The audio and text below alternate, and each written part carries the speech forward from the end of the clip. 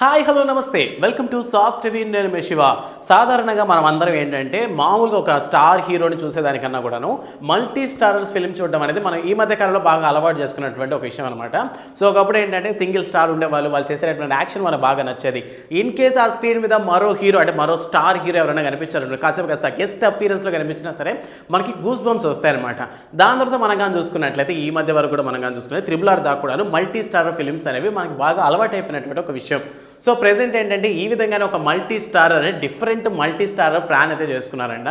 So ఇంతకీ cinema ఏంటంటే, ఈ సినిమాలో మల్టీ స్టారర్గా బెల్లంకొండ శ్రీనివాస్ అండ్ అలానే నారా రోహిత్ కనిపించబోతున్నారు అనేటటువంటి టాక్ అయితే నడుస్తోంది.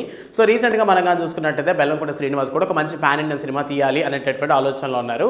సో BSS 12 అనేసి. సో దాని తర్వాత ఏంటంటే ఈ మల్టీ స్టారర్ నారా రోహిత్తో కలిసి ఇద్దాం అనుకున్నారు. సో నారా రోహిత్ కూడా మనం కానీ చూసుకున్నట్లయితే ఎప్పుడో ఫస్ట్ సినిమా సోలో తర్వాత ఇప్పటి వరకు ఒక సింగిల్ హిట్ కూడా లేదనమాట. అండ్ మ్యాక్సిమం ఏంటంటే సొసైటీ ఓరియంటెడ్గా ట్రై చేస్తూ వచ్చారు. బట్ మధ్యలో ఏంటంటే ఎంటర్టైన్మెంట్ వర్షన్లో మనకి బాలకృష్ణుడు సినిమా అయితే కాస్త ఎంటర్టైన్మెంట్ పర్పస్ అనిపించినప్పటికీ హిట్ అయితే రాలేదు. సో అందువల్ల ఏంటంటే సమంతక మన్యానంలో multi star films, so Sundeep Kishan, Aadi, Nara Rohit, so ఈ విధంగా చాలా మంది కూడా ఆ సినిమాలో ఇంక్లూడ్ అయినారు. బట్ అది కూడా పెద్దగా ఆడలేదన్నమాట. సో ఇంకా ఇదే పర్పస్లో ఉన్నప్పుడు మనకి మధ్యలోగా చూసుకున్నట్లయితే నాగశౌర్యతో కూడాను మల్టీ స్టార్ ఫిల్మ్ తీశారు. బట్ అది కూడా వర్కౌట్ అవ్వలేదు. బట్ ఈసారి ఏంటంటే నాంది ఫిల్మ్ డైరెక్టర్తో ఈసారి మల్టీ స్టార్ని ప్లాన్ చేస్తున్నారంట.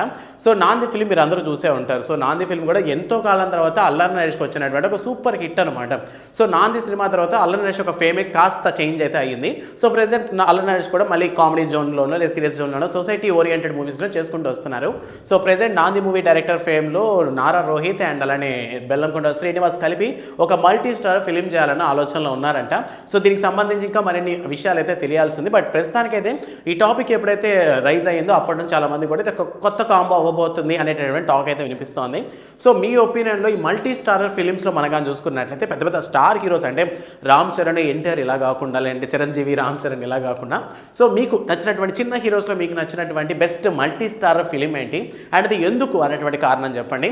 అండ్ మీకు ఈ కాంబో ఎలా ఉండబోతుందని అనుకుంటున్నారు? నాంది ఫిల్మ్ ఎవరైనా చూస్తుంటే అది కానీ మనం కానీ చూసుకున్నట్లయితే చాలా థ్రిల్లింగ్ ఎక్స్పీరియన్స్ ఇస్తుంది అనమాట.